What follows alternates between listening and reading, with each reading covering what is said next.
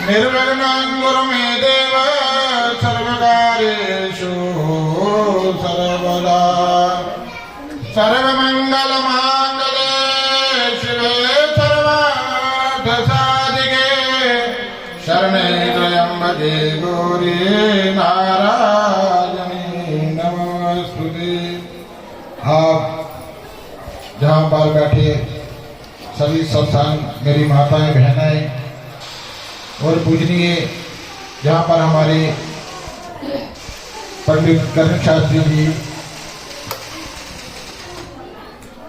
आप बड़े सौभाग्यशाली हैं कि नरेंद्र शर्मा जी के गृह प्रवेश में आप अखंड रामायण पाठ में विराजमान हुए और साथ में महारानी के जागरण में, कीर्तन में, सत्संग में और कुछ हमारा उपदेश है जो हम मनुष्य जोनि में जन्म लिया हमने 84 लाख जोनियों भोगने के बाद हमें ये मनुष्य तब मिलता है।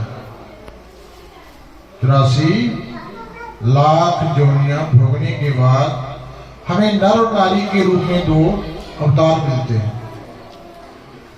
भगवान ने तो अनेक रचनाएं संसार में की, उन रचना को हम हमारे लिए पढ़ना, उन पर चलना असंभव हो सकता है कि कलिकाल में इंसान के पास सब कुछ है लेकिन समाज किसी के पास नहीं।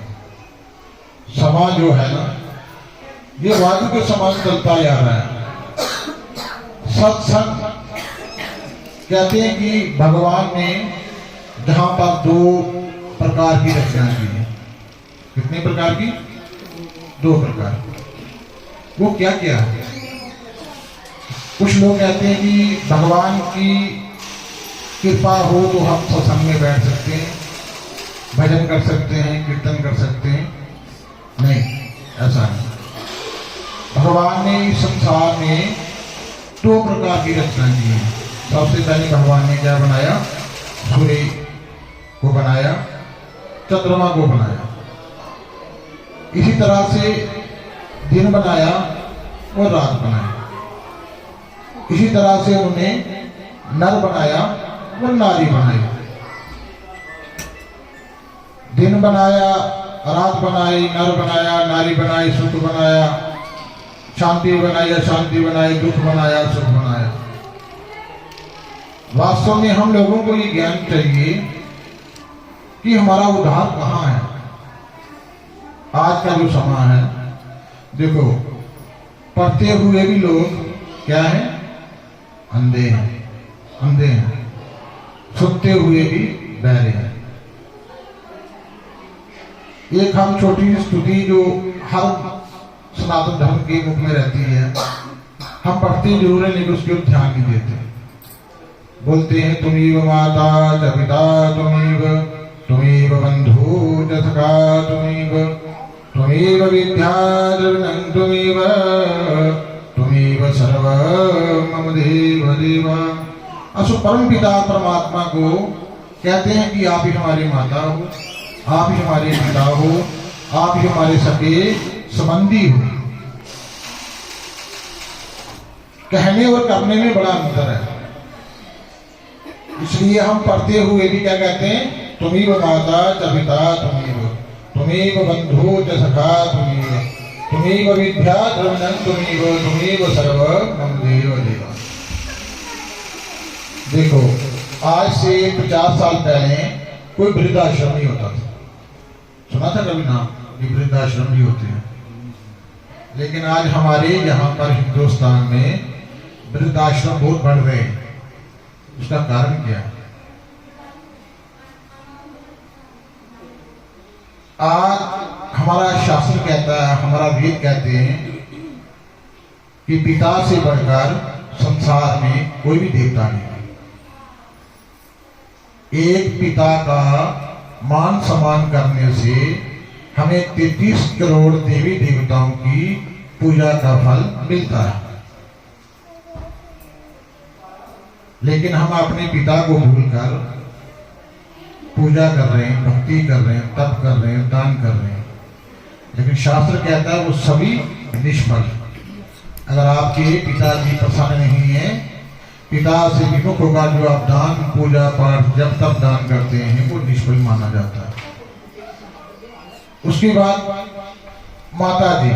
माता जी का समान हमारे कहते हैं कि संसार में पुत्र चाहे माता को सोने के पलंग पर सुलाए, 24 घंटे माँ की तपस्या करे, पूजा करे, तब भी कोई बेटा माँ की एक घड़ी को चुकता नहीं कर सकता है। माता में वास्तव में हमारे माता के अंदर ही सभी तीर्थ हैं, गंगा यमुना सरस्वती प्रयाग हरिद्वार काशी विश्वनाथ। लेकिन आजकल कलयुग का मूर्ख प्राणी क्या करता है, माता पिता को घर छोड़कर तीर्थ करता है, स्नान करता है, डुबकी लगाता है और व्हाट्सएप में अपने फोन में टीवी डालता है कि मैं गंगा स्नान कर रहा हूं। वास्तव में गंगा तो हमारे घर में ही रह गई। गंगा में नहाने से मुक्ति नहीं होती, बड़ी बड़ी जटाएं रखने से मुक्ति नहीं होती, साधु वेश रूप धारण करने से, धोती कुर्ता तिलक लगाने से मुक्ति नहीं होती। मुक्ति का कारण सिर्फ गुरु की वाणी ही है। गुरु ही वाणी ही इंसान को मुक्त कर सकती है, इस जन्म और मरण के बंधन से मुक्त कर सकती है। सबसे पहले हमारे इस मनुष्य टोले में भगवान ने कुछ निजन बनाए, नर नारी के रूप में 2 चीजें विराजमान हुई संसार में। भगवान केशव जी कहते हैं स्त्री के लिए कि जो स्त्री अपने पति से विमुख होकर मेरा भजन करती है, मेरी भक्ति करती है, तो सब कुछ निष्फल है। पत्नी का सबसे बड़ा गुरु उसका पति है। पत्नी का सत्य धर्म ये है कि वह अपने तन और मन से अपने पति की सेवा करे, पति के लिए जीवित रहे और पति के लिए मर जाए। ये धर्म है स्त्री का। तो आप आजकल माताएं हमारी कुछ ऐसी माताएं हैं जो अपने पति को पूछती भी नहीं है और गुरु मंत्र लेकर आ जाती हैं और पति को कहती हैं कि हमने गुरु मंत्र ले लिया। ऐसा गुरु मंत्र जो है वो फलदायक नहीं माना जाता, ना उसी का फल मिलेगा। उसी तरह से पुरुष के लिए कहा गया कि आपके लिए माता पिता से बढ़कर संसार में कोई भी पूजा नहीं है। एक पुरुष अगर अपने माता पिता की सेवा करे, उससे बड़ा गुरु कोई संसार में नहीं हो सकता। स्त्री के लिए क्या है, पति की सेवा करना। भगवान श्री कृष्ण जी कहते हैं जो स्त्री अपने पति से विमुख होकर मेरा भजन करती है, भक्ति करती है, वह सब निष्फल है। इसलिए सदैव अगर आप नारी के रूप में हैं तो सबसे पहले अपने माता पिता का मान सम्मान रखें। जिस कुल में आप पैदा हुए पहले उस कुल को देखें, उस कुल के अनुसार आप अपना आचरण करें। एक पिता बेटी को जन्म से लेकर 12, 21 साल 22 साल तक अपने हाथों से पालता है। जो चीज वो उपलब्ध नहीं कर सकता है पिता अपनी संतान के लिए करता है। जब बड़ी बेटी हो जाए वो बिना माता के बिना पिता के घर से निकलकर किसी और से शादी कर ले, कोर्ट मैरिज कर ले, लव मैरिज कर दे, ऐसा भी कदापि स्त्री को नहीं करना चाहिए। उस पिता को पूछो जिसकी बेटी ये जन्म उठा लेती है। इसलिए बेटियों को भी भगवान सद्बुद्धि दे। सबसे पहले अपने माता पिता का धर्म को देखें कि पिता ने आपके लिए क्या किया और आप क्या करने जा रहे हो। 2 दिन के प्यार के लिए अपने माता पिता के तपस्या को भंग कर देना, उनका मान सम्मान को गिरा देना, ऐसा किसी भी बेटी को शोभा नहीं देता। ये हमेशा ध्यान रखें। दूसरा, भगवान ने कहा कि अपना उद्धार करना है। कितने जन्म लोगे, हर जन्म में आपको माता मिलेंगे, पिता मिलेंगे, परिवार मिलेगा, संतान मिलेगा, फैमिली मिलेगी, लेकिन किसी भी जोनी में आपको ज्ञान नहीं प्राप्त होगा। ज्ञान सिर्फ आपको मनुष्य जोड़ने में भी प्राप्त होगा। इसी से आप अपने मुक्ति का द्वार खोल सकते हो। बाकी आप किसी भी जोनी में आओ, आप अपना उद्धार नहीं कर सकते हो। लेकिन आज का जो प्राणी है, देखो आज किसी इंसान का समा खराब होता है, घर से निकल रहा होता है तो बिल्ली रास्ता काट देती है, सांप रास्ता काट देता है। इस कलयुग के मनुष्य से तो अच्छा जानवर है जो मनुष्य जिसके पास ज्ञान है, जिसके पास ज्ञान है उसे अपने कल का पता नहीं, जिसके पास ज्ञान नहीं है उसको कल का पता है। इसका अर्थ क्या हुआ? जैसे कुत्ते को 24 घंटे पहले पता चल जाता है कि ये प्राणी मरने वाला है। अगर आप कुत्ते को खाना खिलाते हो ना नित्य प्रति, कोई मनुष्य अगर उसे आज खाना डाल रहा है, कुत्ते को पता है कि ये परसों मुझे खाना नहीं दे पाएगा।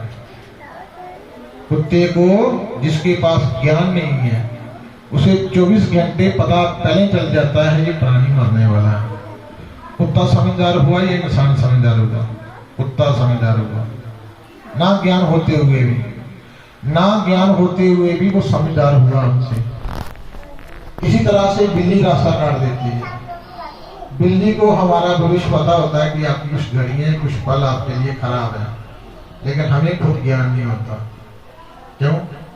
हमारे पास ज्ञान है ना, या कुत्ते के पास ज्ञान है? बुद्धि किसके पास है? मनुष्य के पास है या कुत्ते के पास? मनुष्य के पास है ना, तो हमें ज्ञान नहीं है। क्यों? हमने तीसरे नेत्र को देखा ही नहीं और मन को देखा ही नहीं। जीवा तो राम राम कर रही है लेकिन बुद्धि कहीं विराजमान है।